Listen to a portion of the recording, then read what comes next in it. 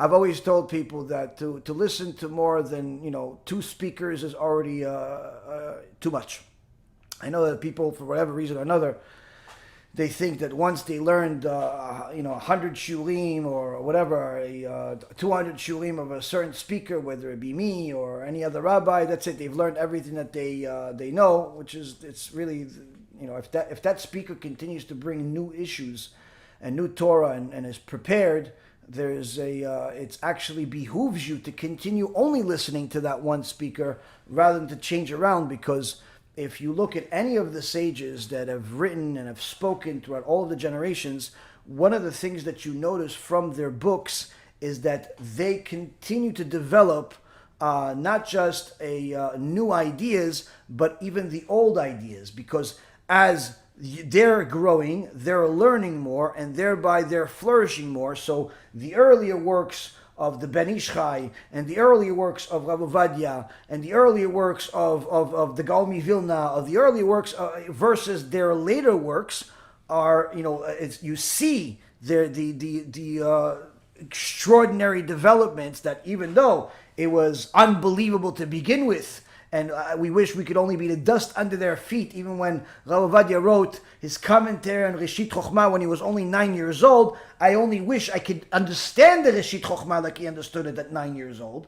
But nonetheless, when you compare that Rav Ovadia, that little young boy Ovadia, versus the Rav Ovadia that wrote when he was 70, 80, 90 years old, you see that it's I can't say a world apart, but you could just simply see that there is a extraordinary amount of development. So if the speaker that or the writer that you are listening to or reading from is continuing to develop, then you should actually focus even more of your attention and time only to study his work versus to spread yourself elsewhere, because what ends up happening is that as he's growing and you're focusing on his work, you're going to grow along with it. Whereas if a person spreads themselves, in different places, then what they end up doing is that they end up getting the tidbits of different speakers or different chachamim's ideas, but never the full concept. So they'll know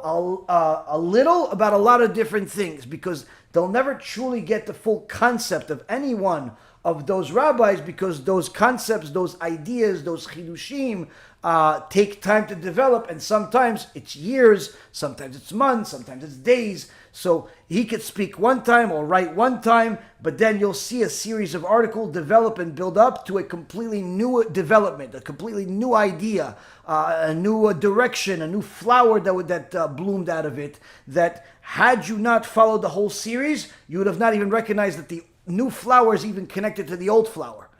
So it behooves a person to actually focus on a single chacham, and definitely not more than two, if they want to develop in their Torah. I know that this is against the nature of most people. People like to, delve into speakers like they delve into food. Today, Chinese food. Tomorrow, Japanese. The next day, Indian. The next day, it's, Iraqi. The next day, it's, Tripoli. Italian. They're Irish. Every day they want a different dish. And this is a mistake.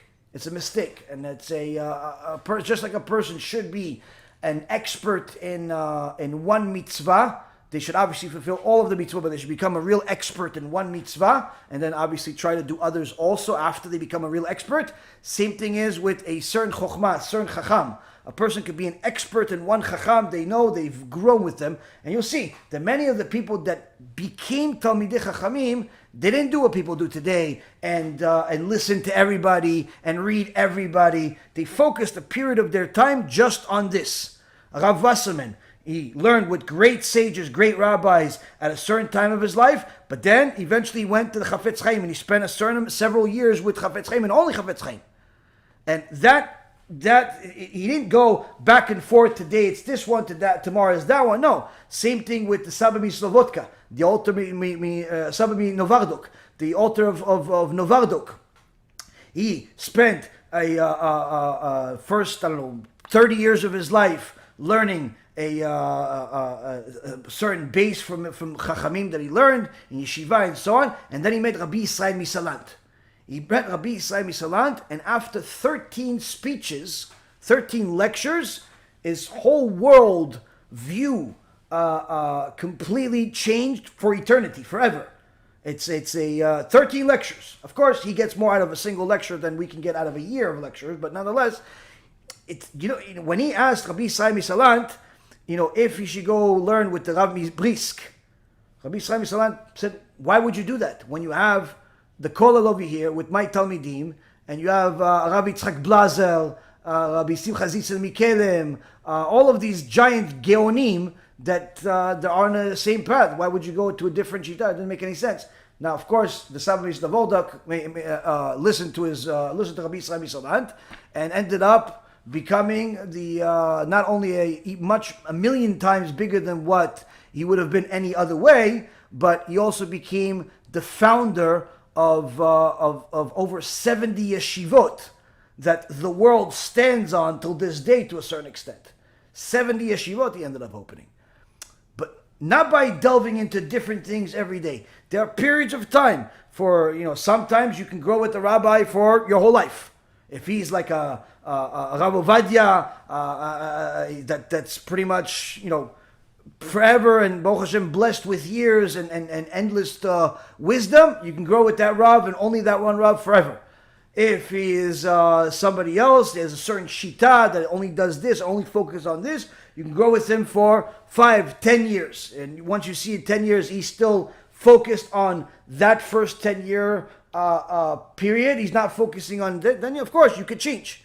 But the point is that when people today, they're brand new to the Torah, and they're already acting like they are one of the Geonim of the Gemara, that they can go into Yerushalayim, learn with Rabban Yochanan, then go to Bavel, and and go with the Chachamim of Bavel, and Ravashi, Ravina, If people only understood basics of one Chacham, they're already more fortunate than the wealthiest people in history. But unfortunately, people, again, treat Torah and Chachamim like they treat their lunch. They want to pick and choose every day different seasonings, and it's a mistake. It's a mistake because what ends up happening is that they will end up knowing enough to hold a conversation, but not enough to get into Gan Eden.